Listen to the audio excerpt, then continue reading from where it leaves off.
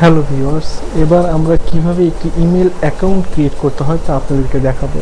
তবে তার আগে আমি বলে রাখি যে আমাদের প্রথম যে সিরিজটি, সেই সিরিজটিতে আমরা একটি ইমেল অ্যাকাউন্ট ক্রিয়েট করা দেখিয়েছিলাম।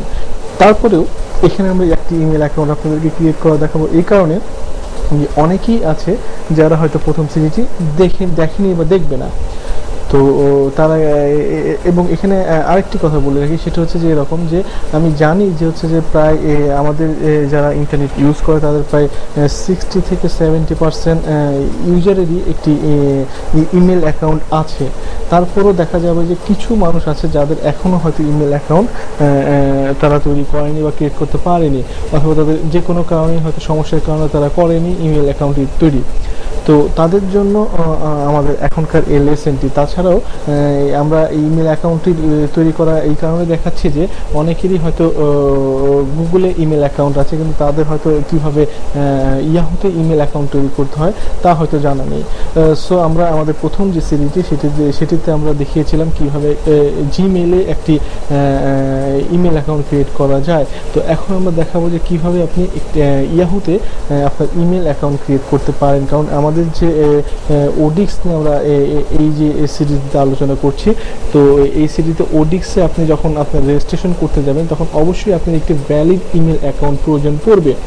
কারণ একটি ভ্যালিড ইমেল অ্যাকাউন্ট ছাড়া আপনি কখনোই ওডিক্সে রেজিস্ট্রেশন করতে পারবেন না। শুধু ওডিক্স নয়, আমরা এখানে আমরা প্রত্যেকটি সিরিজে অর্থাৎ 3টে সিরিজেই যে বিষয়গুলো নিয়ে আলোচনা করেছি, যে সাইটগুলো নিয়ে আলোচনা করেছি, প্রত্যেকটি সাইটে আপনি যদি রেজিস্ট্রেশন করতে চান অবশ্যই আপনার একটি ভ্যালিড ইমেল অ্যাকাউন্ট প্রয়োজন পড়বে, এবং এই কারণেই আমরা এই ইমেল অ্যাকাউন্ট ক্রিয়েটের উপরে এত জোর দিচ্ছি। সো আপনি যদি আপনার কম্পিউটারটি ওপেন করেন তাহলে অবশ্যই আপনি যে লগোটি দেখতে পাবেন সেটা হচ্ছে যে ইন্টারনেট এক্সপ্লোরার। আপনি ইন্টারনেট এক্সপ্লোরারে www.yahoo.com লিখে ইন্টারপ্রেস করলে আপনি ইয়াহুতে চলে যাবেন, অথবা আপনি যদি মজিলা ফায়ারফক্স যদি আপনি ইউজ করে থাকেন তাহলে এই ফায়ারফক্স ক্লিক করার মাধ্যমে আপনি ইয়াহুতে চলে যেতে পারেন। আমি সাপোজ দেখাচ্ছি যে ইন্টারনেট এক্সপ্লোরার ক্লিক করে আপনি এখানে যে খালি ঘরটি আছে এই ঘরে আপনি লিখে দিতে পারেন www.yahoo.com, এখানে দিয়ে দিতে পারেন। তাহলে দিয়ে ইন্টারফেস করলে আপনি ইয়াহুতে চলে যাবেন, অথবা মজিলা যে ফায়ারফক্স, আমি মেইনলি মজিলা ফায়ারফক্স ইউজ করি, এই কারণে এখানে যে ডায়লগ বক্সটা এখানে চলে এসেছে, এই বক্সেও আপনি ওই একই জিনিস অর্থাৎ www.yahoo.com লিখে দিলে আপনি ইয়াহুতে চলে যাবেন।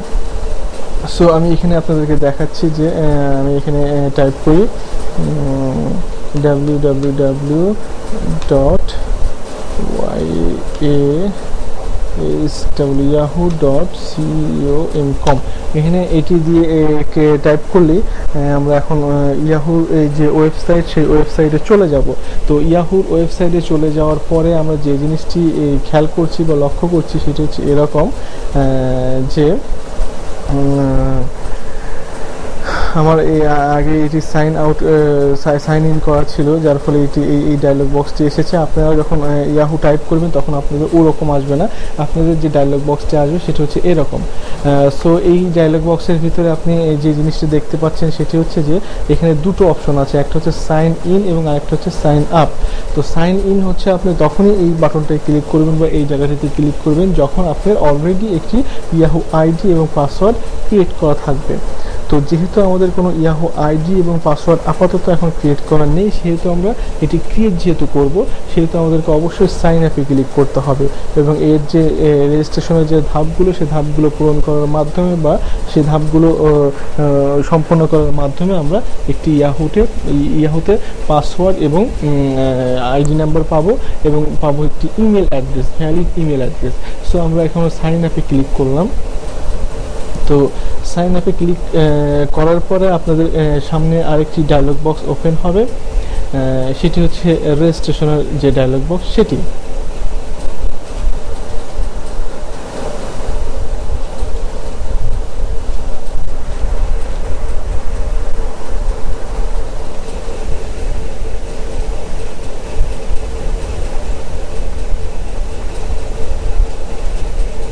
তো আমরা এখন মোটামুটি এই রেজিস্ট্রেশনের যে ডায়লগ বক্সটি সেটিতে চলে এসেছি।